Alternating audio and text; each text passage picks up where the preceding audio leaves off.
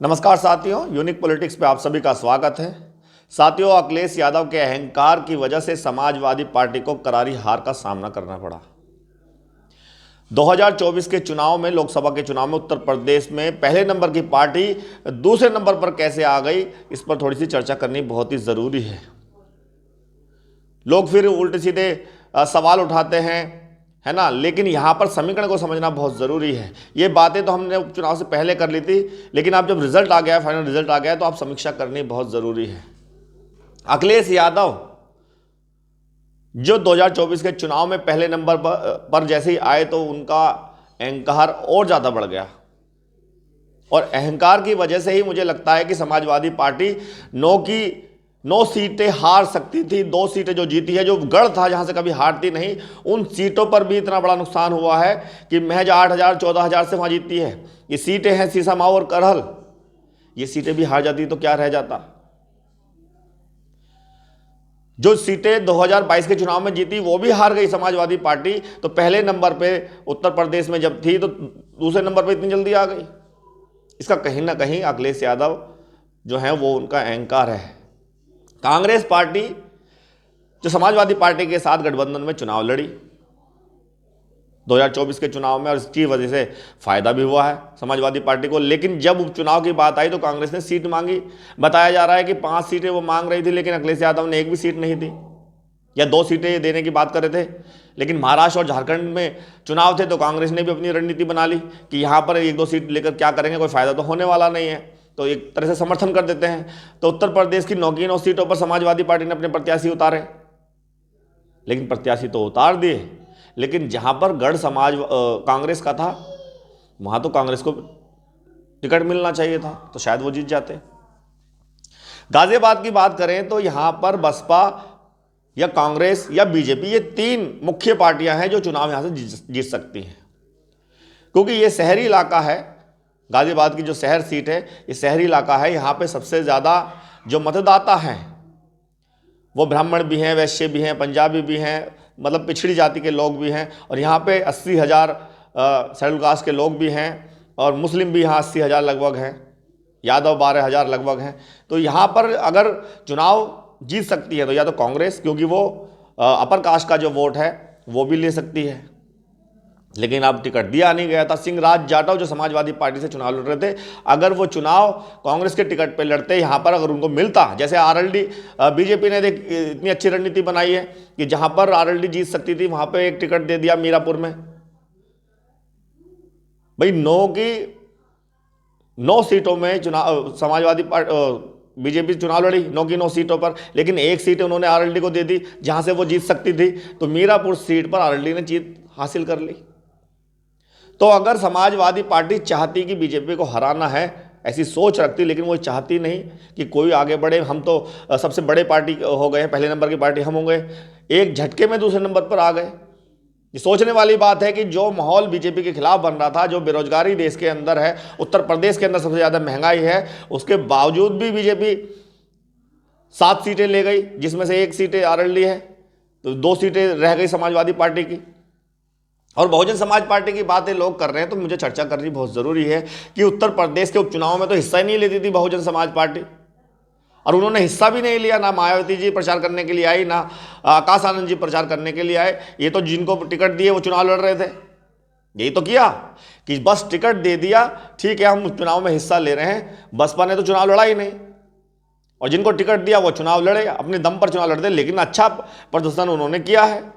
Katehari seat की बात करें तो 41,000 वोट तीसरे नंबर की पार्टी, और 41,000 वोट लिया है, कहीं 34,000 वोट लिया है, कहीं 34,000 वोट लिया है, कोई 20,000 प्लस वोट लिया है। तो जो बीएसपी है उसने तो बहुत अच्छा प्रदर्शन किया अगर बात करें, क्योंकि 2024 के चुनाव में वो जीरो थी। बहुत 488 सीटों में से 486 पे जमानत जब्त थी बसपा की, लेकिन उसके बावजूद उत्तर प्रदेश में जो उपचुनाव में हुआ है बसपा के साथ, तो हम तो कह सकते हैं कि बसपा चुनाव अच्छा लड़ी, उनके जो प्रत्याशी हैं वो अच्छा लड़े, और ये जो वोटें मिली है बसपा को, वो बसपा के टिकट पे मिली है।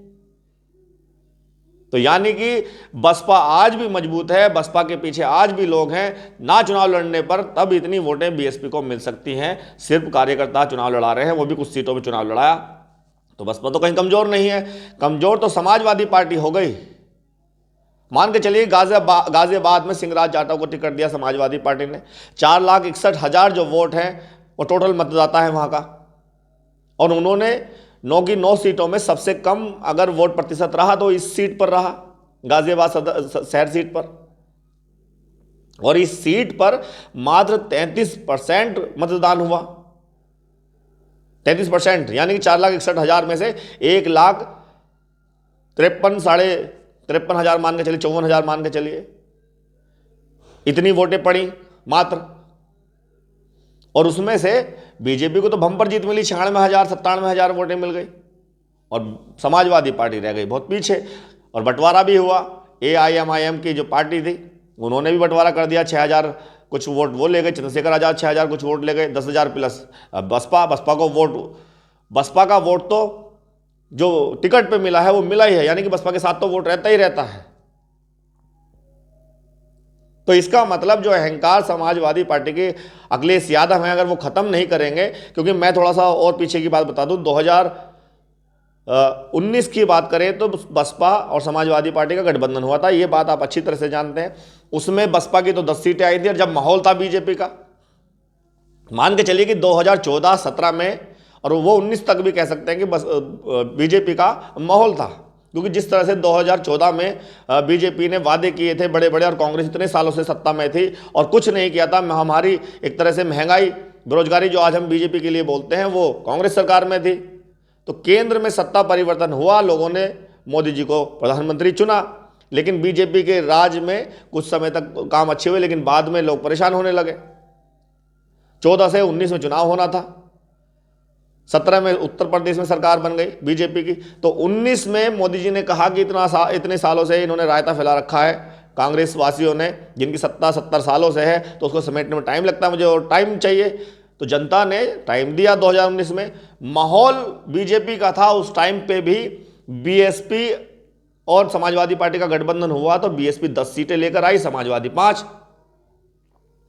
लेकिन जो लोग ये कहते हैं कि बसपा ने गठबंधन तोड़ा था, ऐसा नहीं है। समाजवादी पार्टी के जो अखिलेश यादव हैं, उनको ठेस लगी थी 5 सीटें आने पर कि हमें फायदा क्यों नहीं हुआ, उनकी वजह से तोड़ा गया होगा। लोग ये बात नहीं सोचते। ये बात अलग है कि कॉन्फ्रेंस करके मायावती जी ने बोला, लेकिन उसके बोलने का कारण कहीं ना कहीं अखिलेश यादव या समाजवादी पार्टी थी। और ये बातें क्लियर भी कर दी है बसपा ने कि किस तरह से बड़े नेताओं को अपनी तरफ खींचने की, तोड़ने की कोशिश की जा रही थी, इसीलिए गठबंधन तोड़ दिया गया था। तो अभी भी मैंने जब 2024 के चुनाव की बात हो रही थी, पहले नंबर की पार्टी समाजवादी पार्टी बन गई थी, उसके बाद जब अखिलेश यादव से पूछा गया कि आप बसपा से गठबंधन कर सकते हो, तो उनका कहना क्या था कि हमें जिससे फायदा नहीं होता तो हम उनके साथ गठबंधन क्यों करें। यानी कि अखिलेश यादव नहीं चाहते बसपा से गठबंधन करना, बिल्कुल नहीं चाहते। लेकिन अगर गठबंधन होता, अब मान के चलिए उत्तर प्रदेश में ही अगर गठबंधन हो जाता 24 के चुनाव में, तो बीजेपी तो साफ ही हो जाती, लेकिन अखिलेश यादव तो चाहते ही नहीं।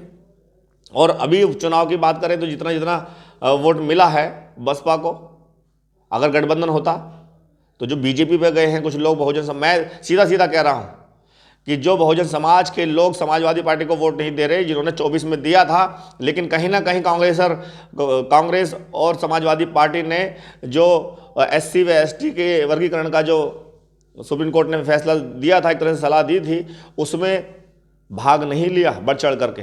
इसलिए बहुजन समाज के लोगों ने उन्होंने वोट उनको नहीं दिया, चाहे बीजेपी को वोट देना पड़ा हो। और ऐसा लग भी रहा कि वोट गया है, बसपा पे गया है और बीजेपी पे गया है, लेकिन समाजवादी पार्टी को अब बहुजन समाज के लोग वोट नहीं दे रहे। सिर्फ मुस्लिम का वोट मिला है और यादव का वोट मिला है, मुझे ऐसा लगता है। और गढ़ में तो जो सीसामाऊ या करहल की बात करें, सबसे ज़्यादा यादव उस सीट पर है, तो अगर वहाँ की बात करें तो मुझे लगता है यादव भी समाजवादी पार्टी को वोट नहीं दे रहे। तो इसीलिए हम कह सकते हैं कि अगर इस अहंकार को छोड़ दिया जाए, समाजवादी पार्टी के जो अखिलेश यादव हैं, तो वो अभी तो दूसरे नंबर पे आए हैं। इतनी जल्दी 27 तक वो तीसरे नंबर पर पहुंच जाएंगे और दूसरे या पहले नंबर पर फिर बसपा रहेगी। ये भी सच्चाई है। जो अखिलेश यादव ये कह रहे हैं कि हम गठबंधन उस पार्टी से करेंगे जिससे फायदा होगा, ये बात ठीक है, लेकिन बीएसपी को कमजोर समझना बहुत बड़ी, मैं कह सकता हूँ बहुत बड़ी गलती ये पार्टियां करती हैं। ये मूर्खता है जो भी अगर बीएसपी को कमजोर समझता है कि बीएसपी तो चुनाव ना लड़े तब भी वो इतनी इतनी वोटें लेकर जा रही है। अब मान के चलिए कि बीएसपी कितनी मजबूत है, और जहां एक बार मायावती जी ने रैली कर दी, जहां पहुंच गई वो, और वहां क्या बदलाव होता है ये भी आप अच्छी तरह से जानते हैं। तो इसीलिए अगर इस सीट की हम बात कर रहे हैं, गाजियाबाद है या और सीट है, मीरापुर की भी आप देखिए, मीरापुर में किस तरह से बीजेपी ने आरएलडी को टिकट दिया, वहाँ मुसलमान आबादी ज़्यादा है, उसके बाद भी क्यों बट गए लोग, क्यों आरएलडी इतने वोटों से जीत गई। कहीं ना कहीं रणनीति जो बना रहे हैं समाजवादी पार्टी के अध्यक्ष, उस रणनीति को उनको चेंज करना चाहिए। वैसे तो सीधी बात आप ये आ गई है कि मैंने पहले भी कहा था कि मुस्लिम समाज के लोग सबसे ज़्यादा समाजवादी पार्टी पर जाते हैं। अगर वो छिटक गया, वो उनसे हट गया, तो फिर वो जीतना मुश्किल हो जाएंगे। 24 के चुनाव में एआईएमआईएम के प्रत्याशी नहीं थे, चंद्रशेखर आज़ाद के प्रत्याशी नहीं थे, इसलिए वो पहले नंबर की पार्टी बनी है, वरना बीजेपी और आगे निकल जाती। तो इसीलिए ज़रूरत है कि सबको बड़ा दिल दिखाकर एक होकर राजनीति करनी चाहिए। और अब बारी बहुजन समाज पार्टी की हो सकती है 27 में, अगर बहन जी रणनीति में थोड़ा चेंज करती हैं, मेहनत करती हैं और कमेटियां अपनी मीटिंगें करती हैं हर जिले पर, तो मुझे लगता है कि लोग बहुजन समाज पार्टी की तरफ रुख करेंगे। और जो लोग चंद्रशेखर आज़ाद का नाम ले रहे हैं कि चंद्रशेखर आज़ाद ने बसपा से आगे निकल गए, क्या मूर्खता वाली बात कर रहे हैं वो। बहुजन समाज के लोगों को तोड़ने की कोशिश की जा रही है, बसपा के समर्थकों को तोड़ने की कोशिश की जा रही है।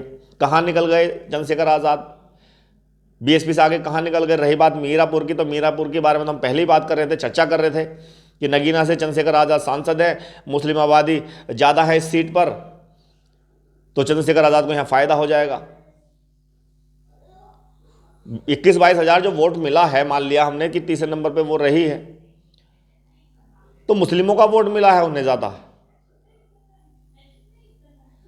और इस सीट पर मान लिया असदुद्दीन ओवैसी थे, वो तो कुछ करते नहीं, तो वो तो ऐसे मिल गए 18-19 हज़ार वोट है, उनको क्या कहेंगे।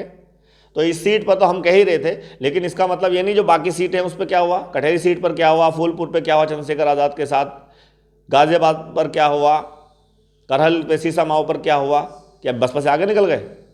नहीं निकले। तो इसलिए बेकार की अफवाह चलाने से अच्छा है कि बहुजन समाज के जो लोग हैं, जो चंद्रशेखर आज़ाद के साथ हैं, वो चंद्रशेखर आज़ाद को भी समझाएं कि अगर सच में बहुजन राज लाना है, और जिनकी पिटाई हो रही है, जिनके पिटाई होने पर, जिन पर मुकदमे होने पर, जिनका शोषण होने पर आप गली गली में जा रहे हैं या उनके पास जा रहे हैं, तो वो नौबत भी नहीं आएगी अगर बहुजनों की सरकार बन जाएगी, और एक झटके में बन सकती है।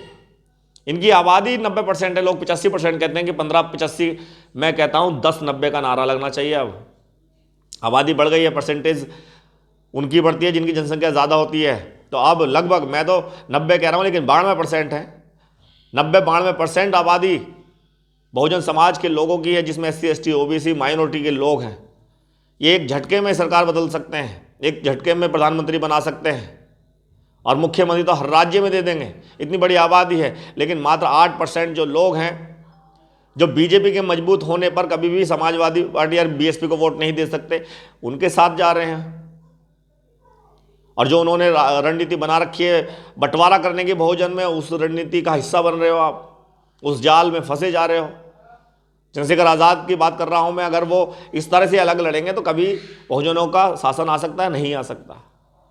तो इसलिए जो समर्थक हैं चंद्रशेखर आज़ाद के, वो चंद्रशेखर आज़ाद को समझाएं कि बसपा के साथ मिलकर काम करें, पार्टी को विलय करें, और फिर देखिए नज़ारा, बहुजन समाज के लोग सारे जुड़ जाते हैं। और जो पिछड़े समाज के लोग हैं, ये बहुजन ही हैं, बहुजन की हम बात करते हैं तो उसमें पिछड़ी समाज के लोगों की बात होती है।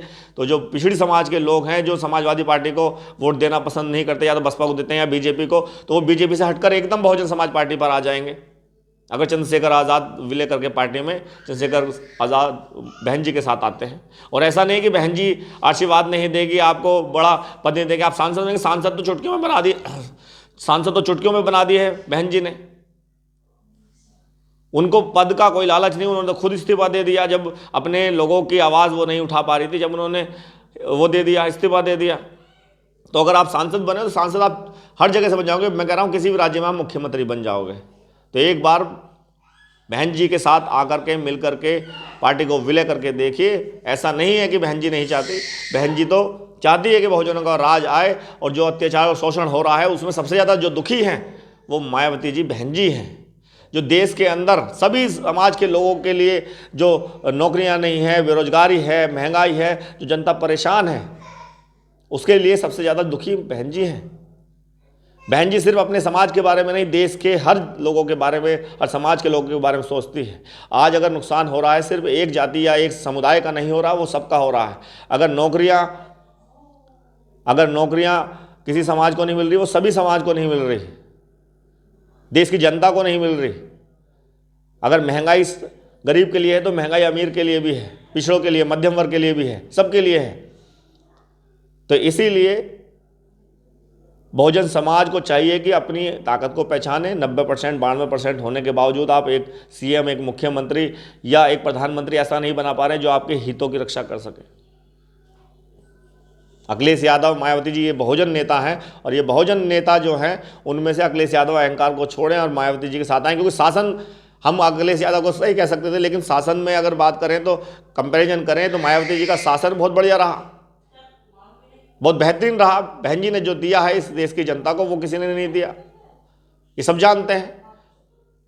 तो इसीलिए एक होकर के लड़ना जरूरी है। अहंकार को, समाजवादी पार्टी को छोड़ना पड़ेगा। बहन जी के साथ आकर के जिस तरह से एनडीए और इंडिया एक अलायंस बना हुआ है, तीसरा मोर्चा जरूर बनना चाहिए, और बीएसपी के नेतृत्व में, मायावती जी के नेतृत्व में ये मोर्चा बनना चाहिए। हम तो इसकी मांग करते हैं जिसमें समाजवादी पार्टी भी हो, जिसमें चंद्रशेखर आज़ाद भी हो, जिसमें असदुद्दीन ओवैसी साहब भी हों। ये सारी पार्टी जो आज कहीं ना कहीं किसी चीज़ को लेकर के पीड़ित है, वो कह रही है कि मुसलमानों पर अत्याचार हो रहे हैं, दलितों पर अत्याचार हो रहे हैं, पिछड़ों पर अत्याचार हो रहे हैं, महंगाई, बेरोजगारी, कहीं ना कहीं पीड़ित हैं, वो चाहते हैं इस देश का उद्धार करना। उन सबको एक आना पड़ेगा, और तीसरे मोर्चे में मायावती जी के साथ रह करके बीएसपी के नेतृत्व में तीसरा मोर्चा जरूर बनना चाहिए।